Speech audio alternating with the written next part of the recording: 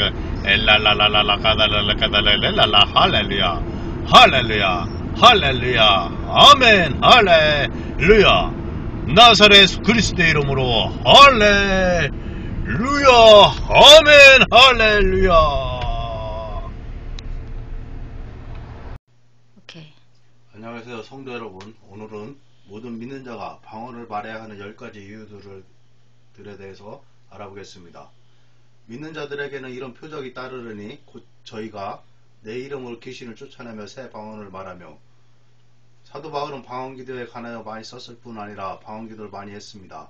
그가 설교한 내용대로 살았음이 명백한 것은 그는 내가 너희 모든 사람보다 방언을 많이 말함을 하나님께 감사하노라.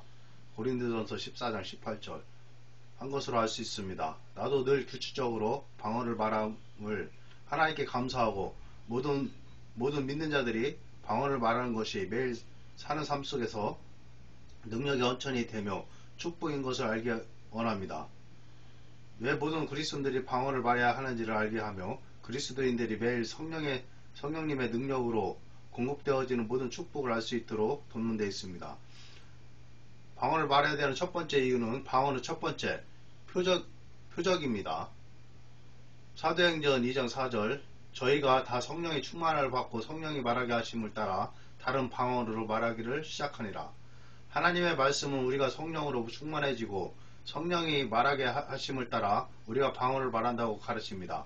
방언은 성령 세례를 받은 첫 번째 증거요 표적입니다. 그러므로 우리가 방언을 말하는 첫 번째 이유는 방언이 성령께서 내주하시고 계시는 첫 번째 초자연적인 증거이기 때문입니다.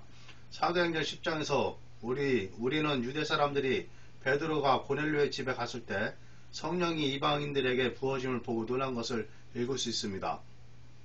어떻게 유대인들은 고넬료의 가족이 성령을 받았는지 알았을까요? 그들은 그 축복이 오직 유대인들만을 위한 것이라고 생각했었습니다. 그들이 다른 방언으로 말하며 하나님을 높임을 들음일러라. 방언은 이방인들도 같은 선물을 받았다고 인정할 수 있는 초자연적 표적이었습니다. 두 번째 이유, 방언은 영적으로 우리를 세워줍니다. 방언을 말하는 자는 자기의 덕을 세우고 예언하는 자는 교회의 덕을 세우나니. 고린도 교회로 보낸 편지에 바울은 믿는 자들이 영적으로 강건해지며 든든히 세워지기 위해 방언을 예배에서나 개인의 기도 생활에 계속하라고 권면합니다. 헤라버 학자들은 우리 구어 중에는 강건하게 세운다 보다 더 언어에 가까운 말이 현대어 구어 중에 있다고 말합니다. 그 단어는 영적으로 충전하다입니다. 마치 배터리를 충전하는 것과 같이 말입니다. 그러므로 우리는 이 구절을 방언을 말하는 자는 자기를 강건케 하며 충전하며 자기 자신을 세우며 라고 다시 쓸 수 있습니다. 이 놀랍고 초자연적인 영적 충전은 정신이나 육체의 충전이 아님을 주목하십시오. 이것은 하나님의 자녀이면 누구나의 것입니다. 방언을 말하는 자는 사람에게 하지 아니하고 하나님께 하나니 이는 알아듣는 자가 없고 그 영으로 비밀을 말함이니라. 내가 만일 방언으로 기도하면 나의 영이 기도하거니와 나의 마음은 열매를 맺지 못하리라. 내 영이 기도한다는 말을 주의해 보십시오. 하나님은 영이십니다. 우리가 방언으로 기도할 때 우리의 영은 직접적으로 영이신 하나님과 접촉합니다. 우리는 신령하게 초자연적인 수단으로 하나님께 말하는 것입니다. 방언을 말하는 것이 무슨 유익이 있으리요? 라고 사람들이 묻는 것은 놀라운 일입니다. 하나님 말씀이 방언이 유익하다고 말하면 유익한 것입니다. 하나님 말씀이 강건케 한다고 말하면 강건케 하는 것입니다. 하나님 말씀이 하나님과 초자연적으로 대화할 수 있는 수단이라고 하면 하나님과 초자연적으로 대화할 수 있는 수단인 것입니다. 하나님 말씀이 모든 믿는 자가 방언을 말해야 한다고 하면 모든 믿는 자는 방언을 말해야 합니다. 예수님은 소수의 사람만 방언을 말한다고 하지 않았습니다. 그는 믿는 자들에게 이런 표적이 따르리니 라고 했습니다. 믿는 자들은 복수입니다. 그것은 믿는 모든 사람을 의미합니다. 그리고 그 표적 중에 하나가 그들은 새 방언으로 말하며 입니다. 세 번째 이유, 방언은 우리에게 성령님이 우리 안에 살고 계심을 상기시켜 줍니다. 내가 아버지께 구하겠으니 그가 또 다른 보혜사를 너희에게 주사 영원토록 너희와 함께 있게 하시리니 저는 진리의 영이라 세상은 능히 저를 받지 못하나니 이는 저를 보지도 못하고 알지도 못함이라. 그러나 너희는 저를 아나니 저는 너희와 함께 거하시며 또 너희 속에 계시겠습니다. 대영제국의 하나님의 성의 총회장을 했고 오순절 성경학교를 온 세계에 세웠던 하워드 카터는 방언을 말하는 것이 성령 충만이 첫 번째 증거일 뿐 아니라 그 사람이 방언을 처음 한 이후의 인생에도 계속적으로 하는 것을 잊어서는 안 된다고 말합니다. 무엇을 위해서일까요? 우리가 하나님께 예배하는 것을 돕기 위해서입니다. 방언기도는 영원히 마르지 않고 흐르는 강줄기와 같습니다. 그것은 당신의 영적 생활을 풍요롭게 할 것입니다. 방언으로 기도하고 예배하는 것을 계속하는 것은 우리가 하나님의 임재를 인지하도록 우리를 도와줍니다. 만일 내가 매일 성령님이 내 안에 살고 계심을 인지할 수 있다면 내가 매일 살아가는 삶에도 영향을 끼칠 것입니다. 12살 때 어떤 목사님의 딸이 너무 화가 나서 엄마에게 버릇없고 중후가 섞인 말을 했습니다. 그들을 방문하고 있던 순회 전도자가 그것을 우연히 듣게 되었습니다. 그 소녀가 얼굴을 들고 그 전도자를 바라보며 그 전도자가 우라를 터뜨리게 된 것의 증인이 말했을 때 그녀는 당황하여서 눈물을 터뜨렸습니다. 목사님이 내가 이렇게 행동하는 것을 보시게 되어서 정말 미안해요 라고 그녀는 울었습니다. 애야, 네가 하는 것을 보고 들은 나보다 더 크신 분이 있단다. 너 그리스도인이지? 네. 성령 충만을 받은 적 있니? 네. 그렇다면 내 안에는 성령님이 계셔. 그분이 내가 말하는 것과 행동하는 것을 아신단다. 그러나 네가 회개하면 주님께서 너를 용서해 주실 거야. 그들은 함께 기도했고 그녀는 주님께 용서를 빌었습니다. 기도하는 중에 그녀는 방언으로 하나님을 찬양했습니다. 그들이 기도를 마쳤을 때 그 전도자가 그녀에게 말했습니다. 내가 내 우라를 참을 수 있는 비밀이 한 가지 있는데 네가 매일 방언으로 기도하고 하나님을 경배한다면 너는 성령께서 내 안에 계심을 의식하게 될 거야. 내가 성령님이 내 안에 계심을 기억하면 더 이상 그렇게 행동하지 않을 거야. 몇 년 후에 전도자가 말씀을 전하기 위해서 그 교회를 방문했을 때 그 소녀가 그에게 말했습니다. 저는 목사님이 하신 말씀을 결코 잊지 않아요. 지난 몇 년 동안 나는 매일 방언으로 기도하고 하나님을 경배했는데 전처럼 화를 낸 적이 한 번도 없어요. 불행히도 우리 모두는 성령 충만을 받은 사람들도 몹시 화를 내며 해서는 안 될 말을 하며 행동하는 것을 알고 있습니다. 이것은 그들이 성령 안에서 살아야 할 바대로 살고 있지 않기 때문입니다. 우리가 그분의 임재를 의식하지 못한다면 우리는 쉽게 초조해지고 좌절할 수밖에 없습니다.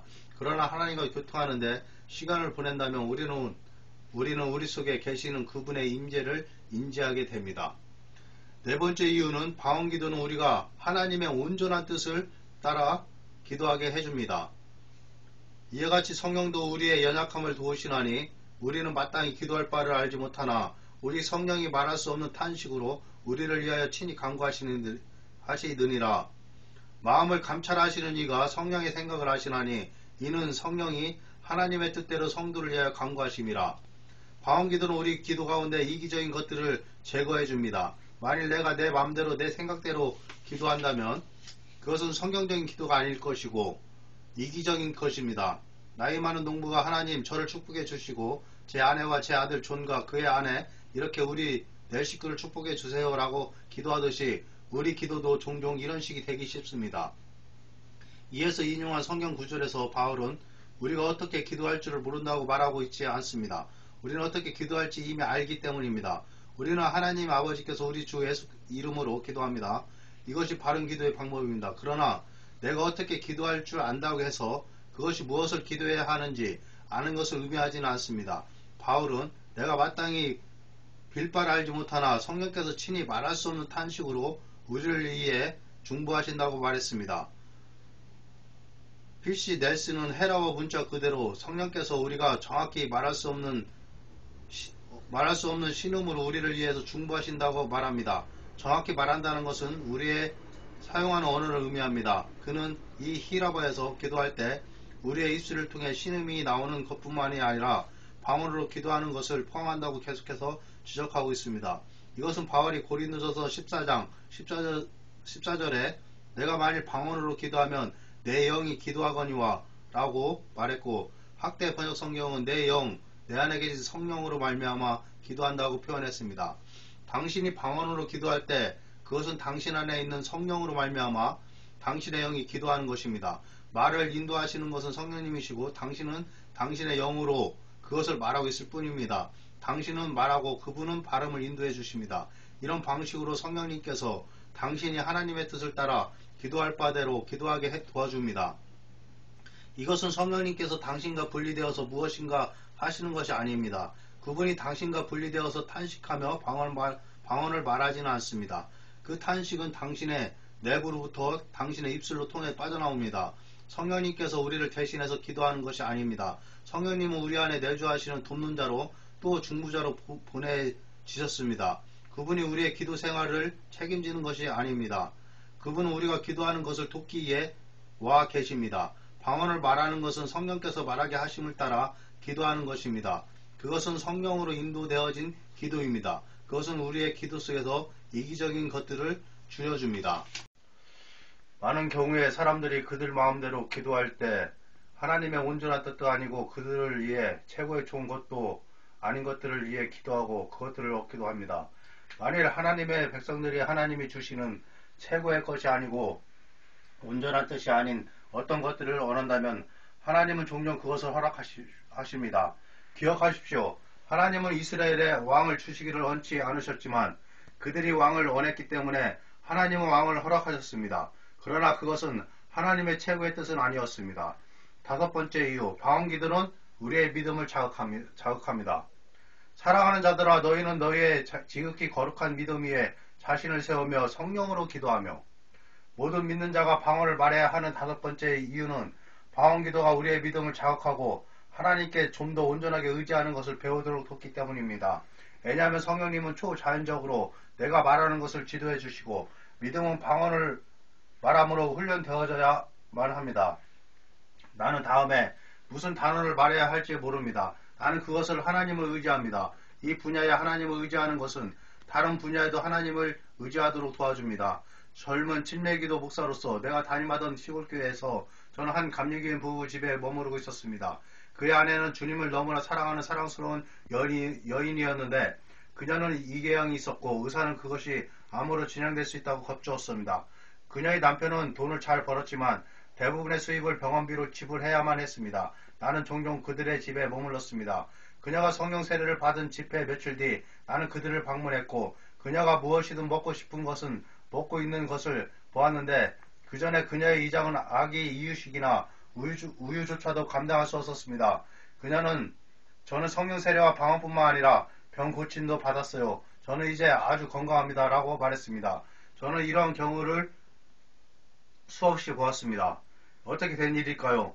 우리는 성령 세례 받는 것이 병 고침을 받는 것은 아님을 압니다. 어쨌든 방언기도는 우리가 어떻게 하나님을 온전히 의지하는가를 배우도록 도와줍니다. 방언기도는 믿음을 자극하기 때문에 다른 분야에도 하나님을 믿을 수 있도록 우리를 도와줍니다. 여섯 번째 이유, 방언은 우리가 세상적으로 오염되는 것을 방지합니다. 만일 통역하는 자가 없거든 교회에서는 잠잠하고 자기와 및 하나님께 말할 것이요. 모든 믿는 자들이 방언을 말해야 하는 여섯 번째 이유는 방언을 말하는 것이 우리를 불경스러움과 우리 직장 주변이나 공공연한 저속한 말과 같은 세상적인 오염으로부터 우리를 지키는 길이기 때문입니다. 이에 성경 구절을 통해 우리는 방언으로 우리 자신에게 말할 수 있음을 알게 됩니다. 그러나 교회 예배에서는 다릅니다. 바울은 교회 예배와 관련해서 이렇게 말합니다. 만일 어떤 사람이 방언으로 말하려면 둘이나 셋이서 차서를 따라 하게 하고 한 사람이 통역할지라. 그러나 만일 통역하는 자가 없으면 교회에서는 조용히 하고 자기 자신과 하나님께만 말하게 할지라. 만일 우리가 교회 안에서 이렇게 할 수 있다면 직장에서도 이와 같이 할 수 있습니다. 그렇게 하면 아무도 방해하지 않습니다. 예를 들면 어떤 사람이 이발소에서 애설스러운 농담을 한다면 나는 그냥 거기 앉아서 내 자신과 하나님께 방언으로 말합니다. 차를 타거나 버스나 비행기를 타면서 우리는 우리 자신과 하나님께 방언으로 말할 수 있습니다. 직장에서 우리는 우리 자신과 하나님께 방언으로 말할 수 있습니다. 방언으로 우리 자신과 하나님께 말하는 것은 우리 자신을 오염으로부터 방지하는 것을 의미합니다. 7번째 이유, 방언 기도는 우리 자신도 알 수 없는 것들을 기도할 수 있게 해줍니다. 모든 믿는 자들이 방언을 해야 하는 7번째 이유는 방언이 우리가 인식하지도 못하는 것이나 생각할 수도 없는 것을 위해 기도할 수 있는 방법이기 때문입니다. 우리는 성령님께서 우리가 기도하는 것을 도와주신다는 것을 이미 압니다. 우리가 마땅히 빌바를 알지 못하니 로마서 8장 26절 덧붙이자면 모든 것을 아시는 성령님께서 우리를 통하여 우리의 마음으로 전혀 알 수 없는 것들을 이해 기도할 수 있습니다. 아프리카에서 일하던 한 영국 선교사가 휴가 중에 선교사 대회에서 한 여인에게 일기를 쓰고 있냐는 질문을 받았습니다. 그는 쓰고 있다고 대답했습니다. 그녀는 계속해서 말했습니다. 2년 전 저는 한밤중에 기도해야겠다는 부담을 가지고 깨어났습니다. 저는 침대에서 나와서 무릎을 꿇기 전부터 방언으로 기도하고 있었습니다. 1시간가량 방언으로 기도했는데 마치 내가 씨름을 하고 있는 것 같았습니다. 제가 기도를 끝냈을 때 저는 한 상을 보았습니다. 저는 당신이 집으로 지은 오두막집 안에서 원주민들에게 둘러싸여 있는 것을 보았습니다. 당신은 병이 들었고 그 다음에 죽었습니다. 나는 또 원주민들이 천을 당신의 얼굴 위에 덮고는 슬프게 오두막 밖으로 나가는 것을 보았습니다. 그런데 갑자기 당신이 오두막에서 나오더니 그들 가운데 섰고 그리고 모든 원주민들을 기뻐했습니다. 그 선교사는 그녀에게 일기장이 있으면 오후에 가져오라고 부탁했습니다. 일기장을 비교해보며 영국과 아프리카 현지의 시간차를 계산해보고 그들은 그 여인이 기도의 부담을 가지고 기도하던 시간과 그 선교사가 죽었을 것 같은 열병으로 심히 아픈 때가 같은 시간이었음을 발견했습니다. 그의 선교 동역자는 멀리 있었고 그 선교사는 홀로 원주민들과 있었습니다. 그녀가 한상에서 본대로 그 선교사는 죽었고 원주민들은 그가 죽은 것을 보고 천을 그의 머리에 덮었습니다. 그 후 그는 갑자기 건강하게 나왔고 일어났습니다. 바로 하나님의 영 때문이었습니다. 1956년 나와 내 아내가 캘리포니아에 있을 때 나는 한밤중에 갑작스럽게 잠을 깼습니다. 그것은 마치 누군가가 내게 손을 얹은 듯 했습니다. 나는 불이 났게 침대에 일어나 앉았고 나의 심장은 빠르게 뛰고 있었습니다. 나는 주님께 물었습니다. 주님, 무슨 일입니까? 저는 뭔가 잘못된 것을 압니다. 내 안에 계신 성령님은 모든 것을 아십니다. 당신은 내 안에서 뿐만 아니라 어느 곳에나 계십니다. 그 일이 무엇이든 내가 기도할 수 있도록 내 입을 인도해 주세요. 1시간쯤 방언으로 기도한 후에 나는 웃기 시작하였고 방언으로 찬양하기 시작하였습니다. 이런 방식으로 기도할 때는 항상 당신이 하나님을 찬양하는 말이 나올 때까지 계속 기도해야만 합니다. 그러면 당신은 무엇을 하고 있었던 간에 그 문제가 안전히 기도로 끝났다는 것을 알게 됩니다. 저는 내가 그날 기도한 것이 실현되었다는 것을 알았습니다. 나는 응답받았고 다시 잠을 잤습니다. 그리고는 꿈속에서 루지애나에 있는 내 남동생이 몹시 아픈 것을 보았습니다. 그는 앰뷸런스에 실려 병원으로 갔습니다. 그리고 의사가 그의 병실 문을 닫고 나오면서 그는 죽었습니다 라고 내게 말했습니다. 아닙니다, 의사 선생님. 그는 죽지 않았어요 라고 내가 말했습니다. 그 의사는 내가 그의 전문적 능력을 믿지 않는다고 무척 화가 나 있었습니다. 그 의사는 내 동생이 확실하게 죽었음을 보게 하려고 나를 데리고 동생의 병실로 들어갔습니다. 내 동생이 죽었음을 확인시키려고 의사가 그 얼굴을 덮었던 시트를 들쳤을 때 내 동생은 숨을 쉬고 있었고 그는 눈을 떴습니다. 의사는 놀라서 당신은 내가 몰랐던 무언가를 알고 있었군요. 정말 그가 살아있군요. 그렇죠 라고 말했습니다. 나는 내 동생이 건강하게 일어나는 것을 보았고 그리고는 그 꿈은 끝났습니다. 나는 그제서야 내가 기도했던 것이 무엇인지 알았습니다. 석 달 후 내가 동생을 만났을 때 그는 내게 말했습니다. 형이 없을 때 난 거의 죽었었어. 나는 그날 밤 동생이 발병을 해서 병원으로 급히 후송된 것을 알고 있었다고 말해주었습니다. 동생은 누군가 이 사실을 내게 말해주었다고 생각했지만 그렇지 않았습니다. 나는 내가 가지고 있던 기도의 부담과 그 꿈에 대해 얘기했습니다. 정확히 바로 그대로였어. 40분 동안 의사는 내가 죽은 줄 알았다고 사람들이 얘기해줬어.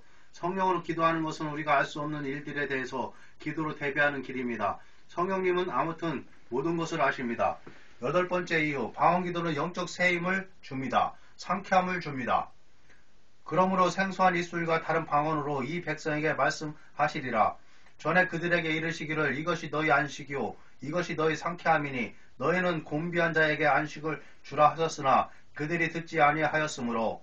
이에 성경 구절에서 안식과 상쾌함이란 어디서 옵니까? 방언을 말하는 것입니다. 때로 의사들은 치료를 위해 안식하기를 권하지만 나는 세상에서 최고로 안식하는 법을 알고 있습니다. 종종 우리가 휴가를 떠났다가 집으로 돌아와서 다시 직장으로 돌아가기 전 휴식을 취하곤 합니다. 그러나 우리가 매일 안식함으로 치료될 수 있다는 것은 얼마나 좋은 일입니까? 이것이 너희 안식이요 이것이 너희 상쾌함이니. 우리는 이 시대 속의 혼란과 당황과 걱정 속에서 영적으로 새롭게 함이 필요합니다. 9번째 이유, 감사 기도로서의 방언. 그러면 어떻게 할꼬? 내가 영으로 기도하고 또 마음으로 기도하며 내가 영으로 찬미하고 또 마음으로 찬미하리라. 그렇지 아니하면 내가 영으로 축복할 때 무식한 처지에 있는 자가 내가 무슨 말을 하는지 알지 못하고 내 감사에 어찌 아멘하리요. 너는 감사를 잘하였으나 그러나 다른 사람은 덕세움을 받지 못하리라. 바울이 16절에 표현한 알지 못한 처지에 있는 자란 영적인 것들을 배우지 못한 사람들을 말합니다. 만일 당신이 나를 저녁 식사에 초대하고 감사 기도해 주세요라고 했을 때 내가 만일 방언으로 기도했다면 당신은 내가 뭐라고 했는지 모를 것입니다. 당신은 전혀 은혜 받지 못할 것입니다. 그러므로 바울은 이런 경우에 알아듣는 말로 기도하는 것이 더 좋다고 말합니다.